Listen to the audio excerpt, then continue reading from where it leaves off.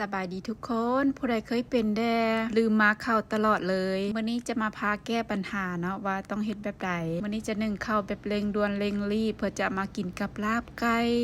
เป็นตาแซ่บบ่ทุกคนก่อนอื่นเบิดก็ไปเอาข้าวสารข้าวเหนียวจะใส่หลายใส่น้อยก็ตามใจเลยตักมาแล้วบ่ต้องเอาไปล้างเทื่อเอาน้ำใส่หม้อแล้วมาตั้งไฟให้ไฟแห้งต้มให้ฟดๆแบบนี้แล้วก็เอาข้าวที่เฮาเอามานั้นเอามาทอกลงหม้อเลยปริมาณข้าวกับน้ำให้น้ำหลายกว่าข้าวเพราะว่าเวลาเฮาโคนข้าวสารไปข้าวสารจะไข้ขึ้นมาถ้าเฮาใส่น้ำน้อยเกินไปจะให้ข้าวสารติดก้นหม้อหลายหลังจากที่เอาข้าวลงไปแล้วใส่ไม้แบบนี้คนแบบไวๆหน่อยนึงเพื่อจะบ่ให้ข้าวติดก้นหม้อนางก็จะคนไป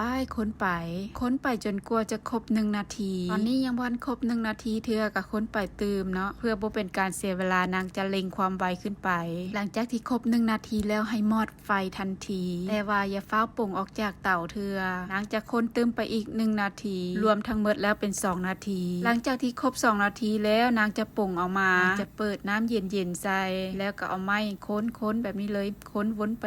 แบบนี้จนน้ำท่วมเข้าแล้วจะทอกน้ำตัวห้อนๆนี้ออกไปก่อนหลังจากที่ทอกน้ำออกไปเบิดแล้วก็จึงตื่มน้ำใส่อีกใหม่นางจะล้างเข้าไปประมาณ 4-5 น้ำตามน้ำทำอิฐนี่เข้ายังห้อนอยู่บ่สามารถเอามือลงไปจุ่มได้นางจะล้างไป3น้ำก่อนข้าวก็จะไข่ขึ้นมาแบบนี้สังเกตเบิ่งข้าวที่คนได้2นาทีเม็ดข้าวจะงามถ้ากาย2นาทีไปเม็ดข้าวจะเละเวลาเฮาไปนึ่งมันจะเละเกินไปวิธีนี้ใส่สำหรับข้าวที่เป็นข้าวเก่าถ้าหากว่าข้าวใหม่บ่สามารถเฮ็ดได้เนาะหลังจากที่ล้างหดครบ3น้ำแล้วนางจะใส่มือแล้วบัดนี้เพราะว่า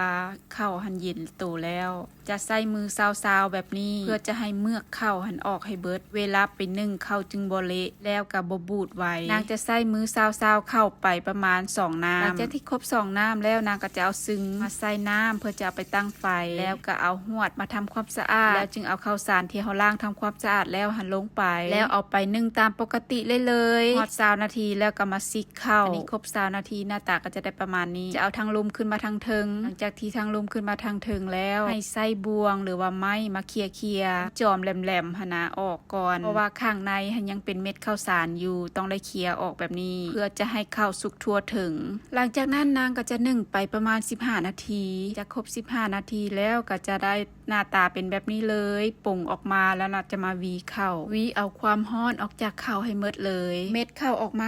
งามทุกคนถ้าผู้ใดมักหลงมักลืมมากข้าวก็เฮ็ดวิธีนี้เด้อเม็ดข้าวงามคือเฮามาข้าวเลยบ่เละบ่แหลวเม็ดข้าวก็บ่หักแถมยังอ่อนข้ามคืนบ่อุ่นก็สามารถกินได้ผู้ใดยังบ่ทันได้ลองบังเด้อทุกคนคลิปนี้ถ้าผิดพลาดประการใดต้องขอโทษขออภัยฝากเป็นกำลังใจให้เด้อทุกคนคลิปนี้ลาแล้วสบายดี